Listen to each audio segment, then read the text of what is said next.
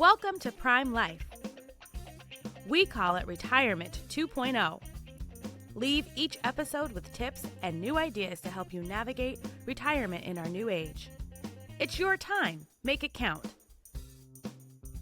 This podcast is for educational purposes only. It is not intended as medical, investment, or financial advice. We do not sponsor or endorse any of the individuals, companies, products, or services featured on this podcast. Any statements or opinions expressed are of the individual who makes them. We hope you enjoy the episode. Hello, and welcome back to another episode of the Prime Life Podcast, where we explore the ideas, innovations, and people shaping the future of longevity. So if you're interested in the future of financial caregiving, longevity innovation, building solutions that truly meet people where they are, this is an episode you don't want to miss. But before we dive in, Mary, how are you? Doing just great. How about you, Laura? I am excited. Our guest today, which you'll introduce here in a moment, is someone that we've had on the podcast before, and we'll be sure to link to that previous conversation. But we always love to have people on to share what is new, what's exciting, and what has transgressed since our last conversation. So without further ado, if you could kindly introduce our guest. Thanks, Laura. It's my pleasure. So today we have Elizabeth Clubb. She's the founder and CEO of MyFlock, an innovative fintech company addressing the unique financial needs of the older adults and families. She's had a career in strategy and innovation across a variety of industries, including financial services. And she started MyFlock because of both professional experience and her own personal story and her family. Elizabeth, welcome back to the Prime Life Podcast. It's great to have you. Laura and I were excited that you were going to be joining us today. Let's just recap a little bit about what you've been up to. Yeah. So it's great to be with you all again and see you. So since we last spoke, unfortunately, the need for MyFlock has only grown. I'll tell you a little bit about what we do. So you know my story, but my background is in strategy and innovation, as you mentioned. And I live here in Atlanta, and I found myself years ago, my father lived in New York and I live here, and I became his financial caregiver. I didn't call myself that. I called myself his daughter, which is what most people do. And that experience, I was working in the aging space and trying to help my father. And that experience of helping him from a remote location, and he was living in his own home, and the stress that he had and the stress that I had is what led me to leave what I was doing in strategy and start MyFlock. And there's so many families only getting more and more going through what I was going through at the time. And that experience of financial caregiving for older adults and families is growing. And unfortunately, the other thing that's growing is the incidence of fraud and scams.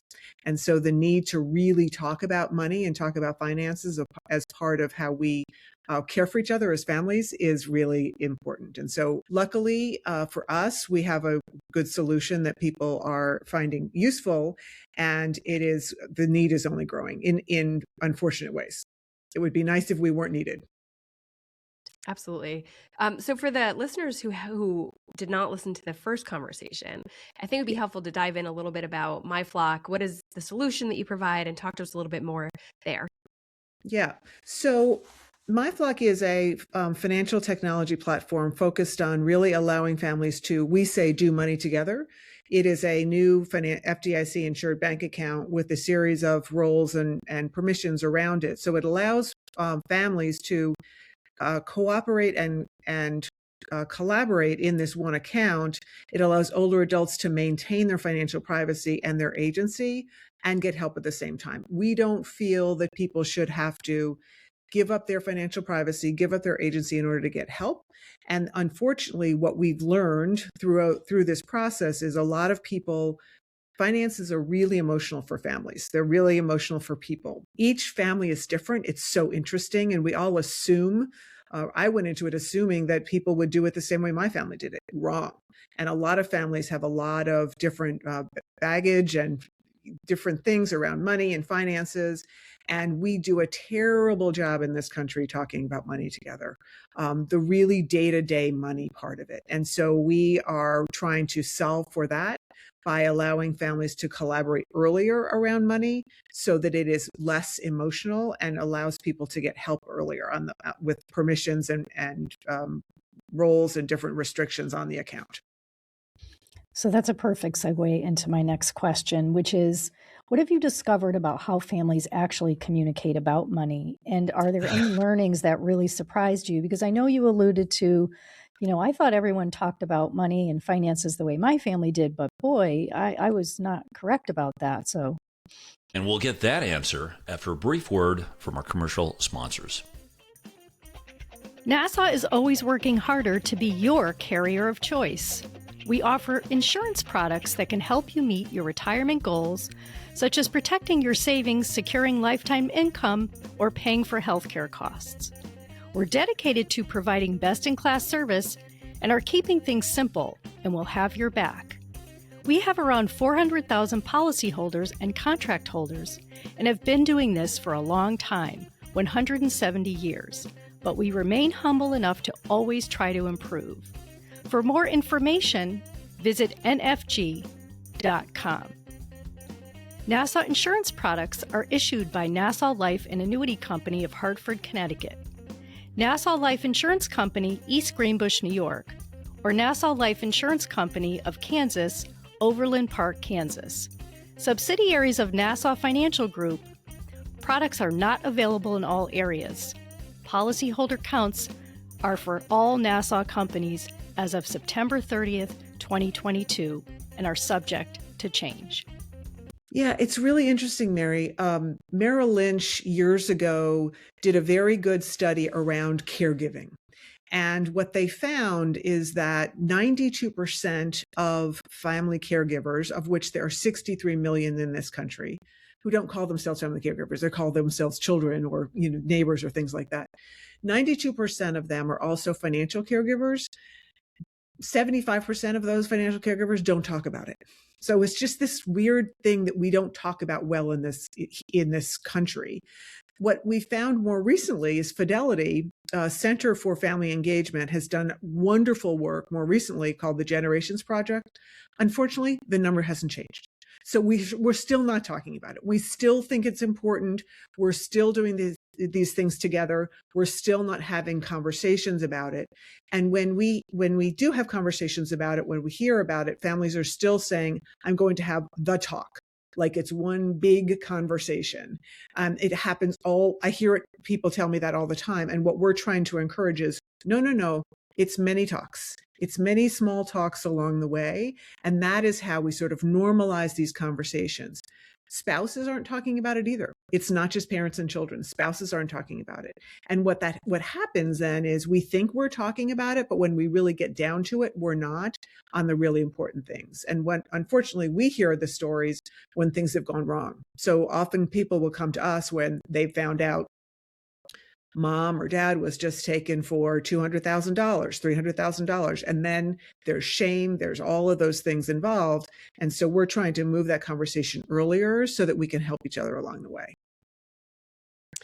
You just mentioned earlier in this conversation than just now with your remarks, the rise of fraud, scams. Can you share a little bit about the latest statistics and how you think about the problem? Unfortunately, I can. I wish I couldn't. So it is exponentially growing. We are part of the Aspen Institute Fraud and Scams Task Force. They have declared, as has the country now, declared the rise of scams and fraud a national emergency. There are organized crime syndicates overseas who are targeting people in this country of all ages. The number has grown from 2024 to 2025 by 24%. The number that is sort of recognized now is $196 billion a year taken from older adults and people of all ages in this country. And it is being sent overseas and it's being reinvested in the crime rings. And so these are very sophisticated businesses, enterprises that are in different, it's horribly fascinating, and there's really interesting work being done in a number of sectors about it. But these are organized crime rings who are hiring PhDs, and think of layering on AI in terms of manipulating people in this country. There was an article on the front page of a major publication about crime rings from the drug cartels in different countries that are fentanyl and elder fraud targeting people here. And elder fraud, by the way, is a much more efficient business model because you don't have to transport anything and you can just get money from people. And once it's gone, it's gone. And if you go in now and you hear some things about these crypto ATMs and it's just horrific. So the infrastructure is built in different countries.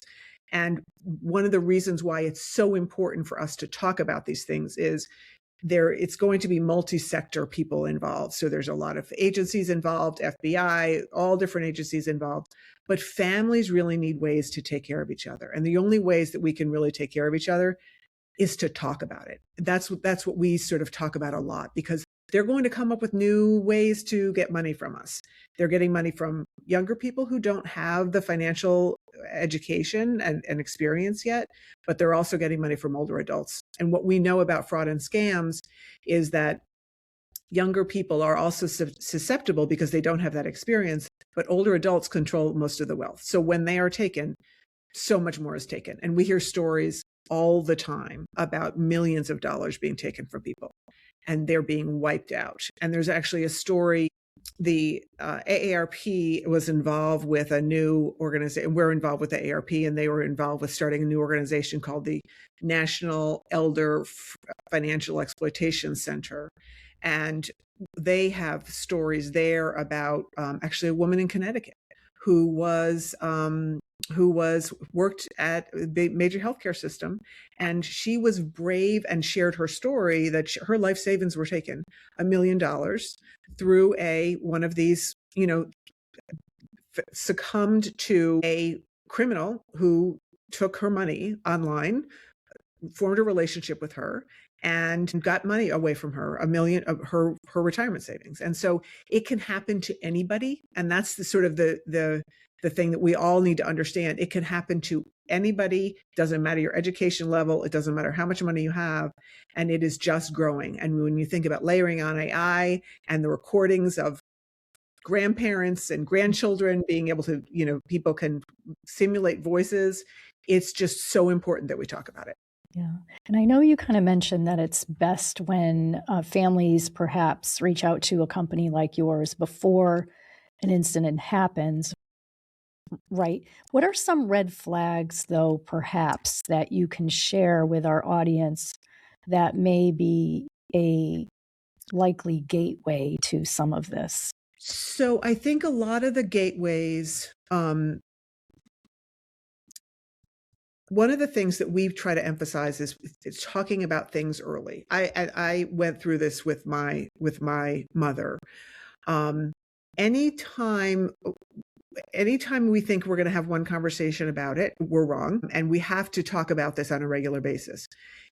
Anytime you get a call from somebody offering tech support, I mean, that's a huge issue.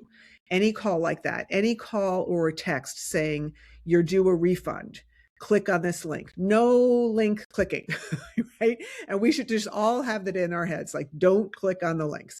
If you get any outgoing calls from anyone claiming to be the IRS, anyone like that, hang up the phone and call back. And it's very confusing. We get these emails. We all get these emails now. Click here. They're very sophisticated. They look like they're from your bank. Be very, very careful. And one of the things that we encourage is pick up the phone and call somebody you trust. Call your brother, call your sister, call somebody and say, hey, tell me, what do you think about this? And that's why we want families to talk about it, because Mary, right now there are certain red flags like text, the toll scam that we all know now.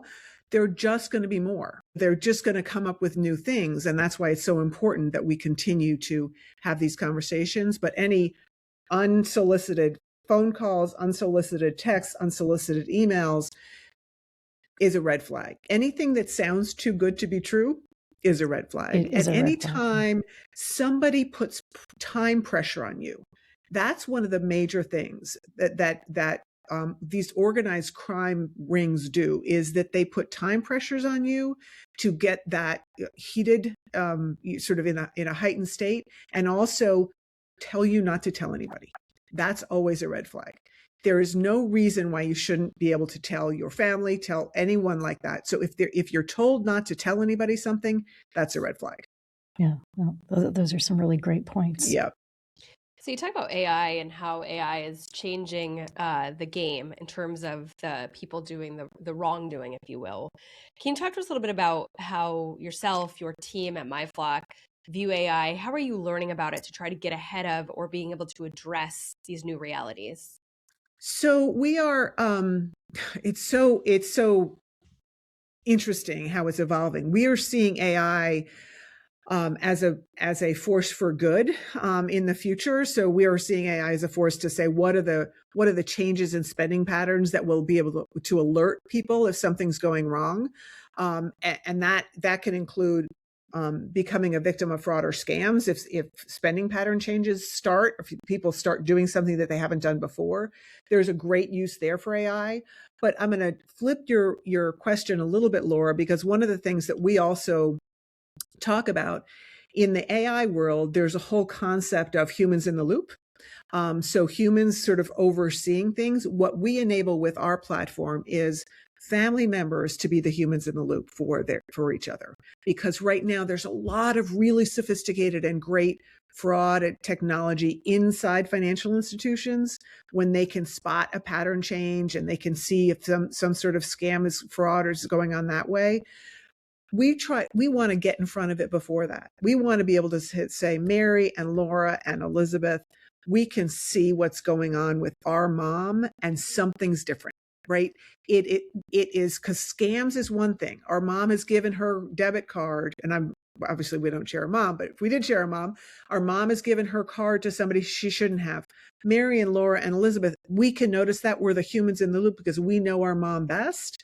We still need all the sophisticated AI for the scams, for the patterns within the financial institutions, but families need to be able to see something's different, some pattern is changing. And that's what we want. We believe it's both the AI and the humans in the loop, and those family members are the best humans in the loop. I have witnessed it within my own family. Yeah. A significant scam wiped out an entire pension. I'm sorry. Yeah. Do you believe it's because of the embarrassment or they almost don't believe it actually happened because they're not even sure how it happened? Yeah. I think I'm so glad you brought that up, Mary, because I think we have a framing in this country around embarrassment and shame, which we have to get rid of. We have to be able to talk about these things. There's a couple things that we get kind of passionate about. One is when older adult, when anyone starts to become involved with something and they have a feeling that something's maybe off, they're often reluctant to say anything, because one of the things that is a first reaction is, Mom, I'm going to take away your power over your finances, or Dad, or whomever. I'm going to take away your power over your finances because you're not making good decisions. Nobody wants that. Nobody wants that, because that is agency. That is that's the way we sort of see ourselves in a whole bunch of different ways. And so people just don't tell anybody. And they're afraid that if they tell somebody, it's going to be taken away. So then you start going deeper down that, believing the story. And it happens, Mary, it happens to really, really smart people. One of the problems is that we think, particularly in this country, if somebody has more education, if they're, I hear these stories all the time. Oh, they're a doctor, they're a lawyer. Exactly. It doesn't matter. It just doesn't matter. It's emotions. And there are people who have been trained in very sophisticated ways, right, to get emotional connection. And once you start getting that emotional connection, then it's the shame. Then it's if something starts to happen. I had a personal story that I will share with you. I've heard a lot of stories about people who have lost pensions and lost all those things. I will tell you that I was with a friend of mine who is a very sophisticated financial services person. And I was with him, and he knows what I do for a living. He has heard me talk about this. And we were sitting at a restaurant, we were having this conversation. He started telling me about a new relationship he had, and what a wonderful person she was. And I'm getting that feeling in my throat, right? I'm thinking to myself, oh my goodness. He recently went through a divorce, and I'm having that feeling, and I'm listening to his story, and I just stopped. And when he stopped talking, and I had to say something, I had to say, I asked him some questions. Have you met this person? Like the questions, and the more questions I asked him, the more I could see the recognition on his face. And I said, I am so sorry to have to ask you this. I came home, I sent him some articles, and he was very thoughtful, and he said, I'm going to read them. He read them. He sent me an email and thanked me so much. And it is that, but it is so difficult to see very sophisticated people, and we think that we're smarter than, and we're not. It's emotions. It is really just, and that's why it's so important for people to share their stories, to be able to talk about it, to get rid of the shame. There is no shame in being a victim of a crime. It is a crime. And that's what we work, like AARP is very good about that framing. This is a criminal operation, and we have to be very clear on that. I was on a call like this with somebody who's in the fraud and scam industry. We were talking about what I did. We were not supposed to be having the conversation that we ended up having. And he said to me, hold on a second. He brought his father up to the Zoom, and his father sat down with me, came up in his walker, sat down in front of me. And his father had become a victim of, and his father had been a professional in the IT industry. He had retired. He had become a victim of a major scam. He was now living with his son. And he said to me, I'm so ashamed and embarrassed. I was like, you have nothing to be embarrassed about. You are a victim of a crime, and we have to get breaking people with shame. We have to stop that. I have no strong feelings about this, but it really is a societal issue that we have. It's a crime, and they're victims of crimes. I love how you frame that. I haven't heard it quite like that way, and I do agree with you. And I just want to add one more thing before Laura jumps in. This also the loneliness that we hear, not just for older individuals, seniors, but for younger people. And so it's Absolutely. like, when you started to give the example of the relationship, and, you did that very beautifully. It could be anyone that went through a divorce or, a bad breakup, Anyone. or maybe a death of a spouse or whatever that could be. And there's this loneliness. And so they meet someone maybe online, and that person's very kind, so to speak. And like you Yes. said, these criminals, and that's what they are, they know exactly what buttons to push. Like they are very sophisticated.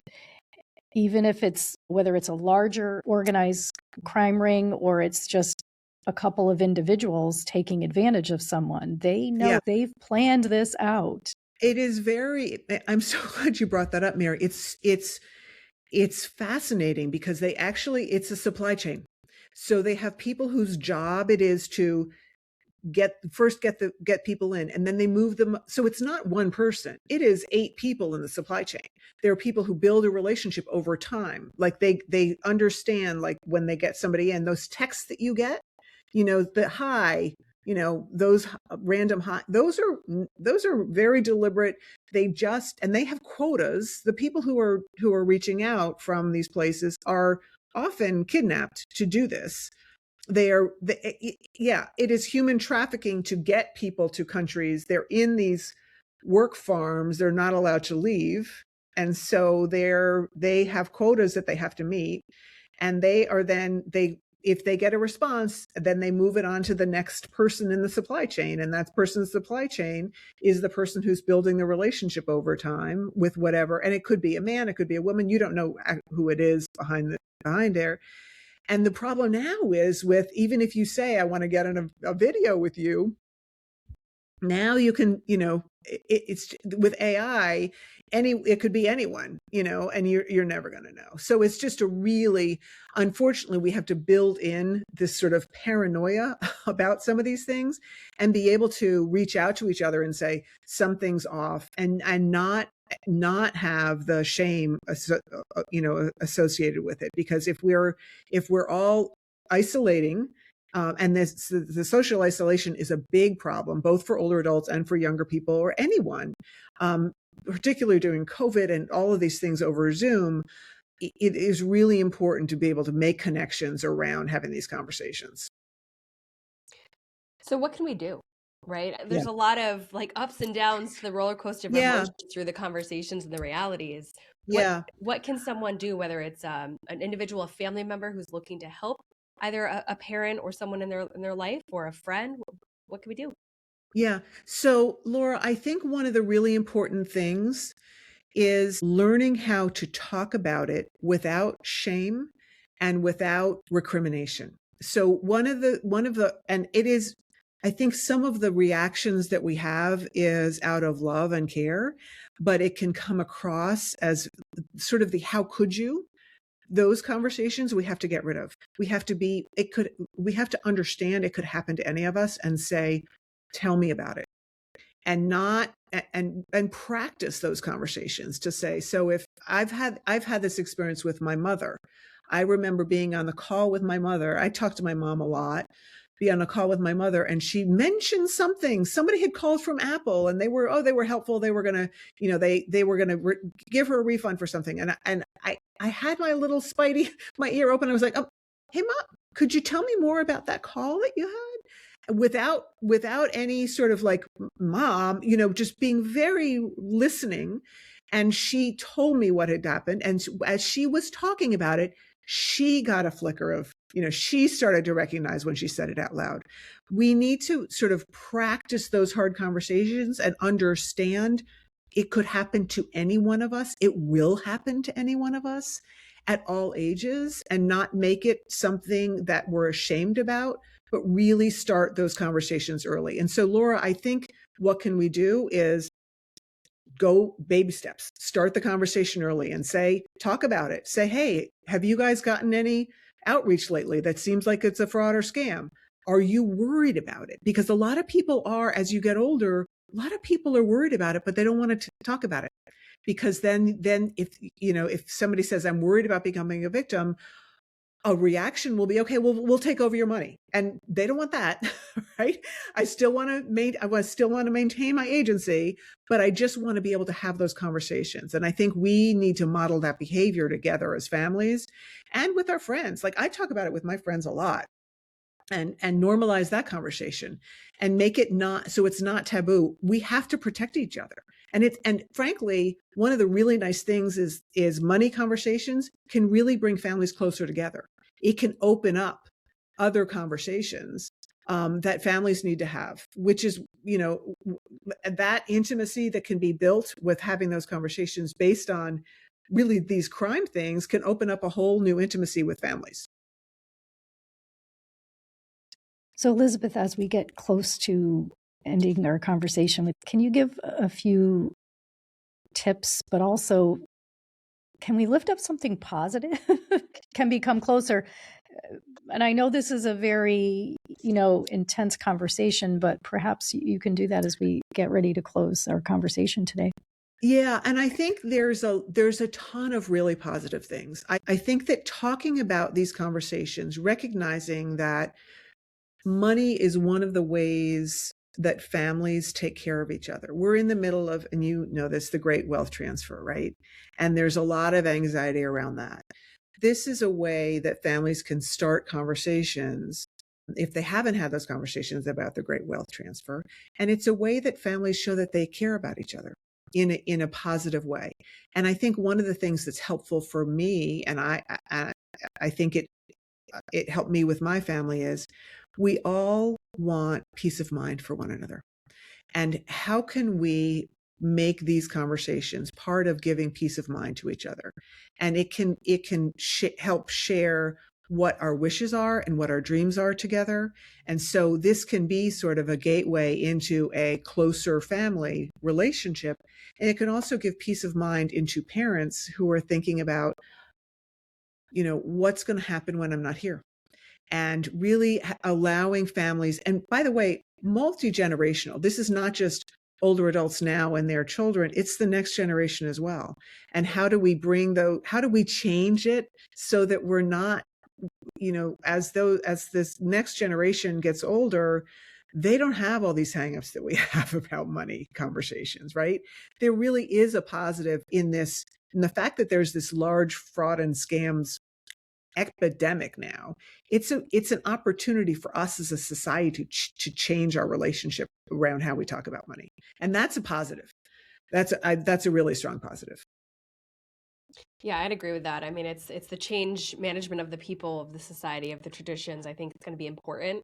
And then also having these conversations sooner, earlier, younger, multi-generation, as you mentioned, is going to be imperative there too. Yeah. And there's so much we can learn from each other. A lot of the younger generation is maybe more tech savvy. They don't have as much financial acumen as the older generation does. How do we share learning across generations? That multi-generational part of it is wonderful. Like, I think that's just amazing. And how can we learn from each other? We're mentors to each other on an ongoing basis, and sort of celebrating that and making that part of how families get closer, I think is a wonderful thing. I agree. And if people want to learn more about the work that you and your team do and reach out directly, what is the best way for them to do that? So I am on LinkedIn, and they can reach out on LinkedIn or email me directly. And I can give my email address, or if you want to put it in the show notes. Absolutely. Let's do both. Okay. My email address is ewclubb with 2 B's at MyFlock, myfloc.com, and just email me. And we're also on LinkedIn. I'm personally on LinkedIn, and then MyFlock is also on LinkedIn.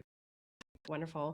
Elizabeth, thank you so much for coming back on and joining us in this conversation. And next time when we, receive an update from you, hopefully we'll have some hopeful and positive statistics to go along with the realities in which we all live. But for me, I mean, I'm appreciative of the work that you all do. I think it's very important. And beginning these conversations and stepping in when things could be tricky, but having it be an easier or more transferable conversation, I think is very important. Yeah. So, Mary, as we wrap up, any last thoughts to share? I just think what you're doing is wonderful, especially I really do, because it's so needed. And as you said, those statistics, they blew me away, but unfortunately they didn't surprise me. Yeah. And I think what is wonderful about it is that it's risen to the level where it's in the mainstream conversation, which is that's when change happens. And that's when really being able to take care of each other in a positive way without having people give up their agency. I mean, and that's what's critical. We have to respect everyone's role and say, let's help each other in a thoughtful and respectful way.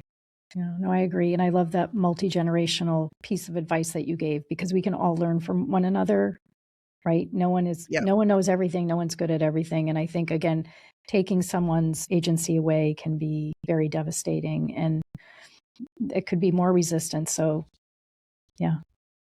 That's great. Well, Elizabeth, Mary, thank you so much. And thanks to our listeners for joining us for another episode of the Prime Life Podcast. Please tune in next week for another exciting episode. Thanks so much.